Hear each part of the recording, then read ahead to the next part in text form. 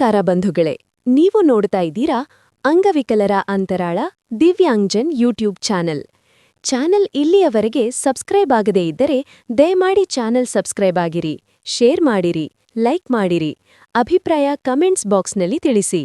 Bell icon ಒತ್ತುವುದನ್ನು ತಪ್ಪದೇ ಮರೆಯದಿರಿ.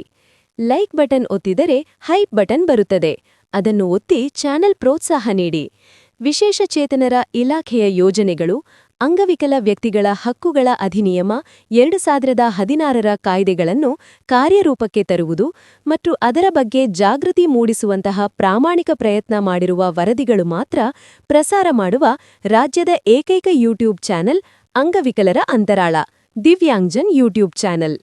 ರಾಜ್ಯದ ಅಂಗವಿಕಲರಿಗೆ ತಿಳುವಳಿಕೆ ಕೊಡಬೇಕು ಎಂಬ ಸದುದ್ದೇಶದಿಂದ ಮಾತ್ರ ಕೆಲಸ ಮಾಡುತ್ತಿರುವ ಚಾನೆಲ್ ಇದಾಗಿದ್ದು, ಅಂದರೆ ರಾಜ್ಯದ ಅಂಗವಿಕಲರ ಸಮಸ್ಯೆಗಳನ್ನು ಹೇಳಿಕೊಳ್ಳುವ, ಅವುಗಳಿಗೆ ಪರಿಹಾರ ಕಂಡುಕೊಳ್ಳಲು ಇದೊಂದು ಉತ್ತಮ ವೇದಿಕೆ ಇದಾಗಿದೆ. ಇದರ ಸದುಪಯೋಗ ರಾಜ್ಯದ ಅಂಗವಿಕಲ ಬಂಧುಗಳು ಪಡೆಯಬೇಕೆಂದು ಚಾನೆಲ್ ಬಳಗ ಯಾವತ್ತೂ ಆಶಿಸುತ್ತದೆ. ನಮಸ್ಕಾರಗಳು.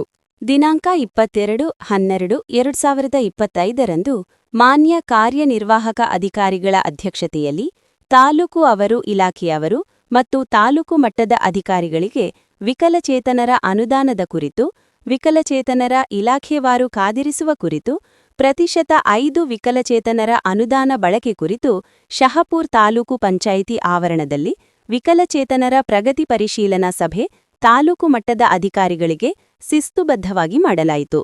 ಇವತ್ತು ಪ್ರಗತಿ ಪರಿಶೀಲನಾ ಸಭೆ ಮಾನ್ಯ ಕಾರ್ಯನಿರ್ವಾಹಕ ಅಧಿಕಾರಿಗಳು ಒಂದು ಅರಣ್ಯ ಇಲಾಖೆಯಲ್ಲಿ ವಿಕಲಚೇತನರಿಗೆ ಅನುಕೂಲ ಮಾಡಿಕೊಡುವುದರ ಬಗ್ಗೆ ಹೇಳಲಾಯಿತು ಮತ್ತು ತೋಟಗಾರಿಕೆ ಇಲಾಖೆ ಮತ್ತು ಪಶುಸಂಗೋಪನೆ ಇಲಾಖೆ ಮತ್ತು ಕೃಷಿ ಇಲಾಖೆ ಮತ್ತು ರೇಷ್ಮೆ ಇಲಾಖೆ ಮತ್ತು ಮೀನುಗಾರಿಕೆ ಇಲಾಖೆ ಮತ್ತು ಶಿಕ್ಷಣ ಇಲಾಖೆ ಮತ್ತು ಕೆಎಸ್ಆರ್ಟಿಸಿ ಇಲಾಖೆ ಮತ್ತು ಇವೆಲ್ಲ ಇಲಾಖೆಗಳಿಗೆ ವಿಕಲಚೇತನರ ಕುರಿತು ವಿಶೇಷವಾಗಿ ಮಾಹಿತಿ ತೆಗೆದುಕೊಂಡು ಮತ್ತು ಯಾವ ರೀತಿ ಕಾದಿರಿಸುವ ಕುರಿತು ಮಾನ್ಯ ಕಾರ್ಯನಿರ್ವಾಹಕ ಅಧಿಕಾರಿಗಳು ವ್ಯವಸ್ಥಿತ ರೀತಿಯಿಂದ ಸರಿಯಾಗಿ ಎಲ್ಲ ಇಲಾಖೆಗಳಿಗೆ ಮಾಹಿತಿ ಕೊಡೋದರೊಂದಿಗೆ ಪ್ರಗತಿ ಪರಿಶೀಲನಾ ಸಭೆ ಮಾಡಲಾಯಿತು.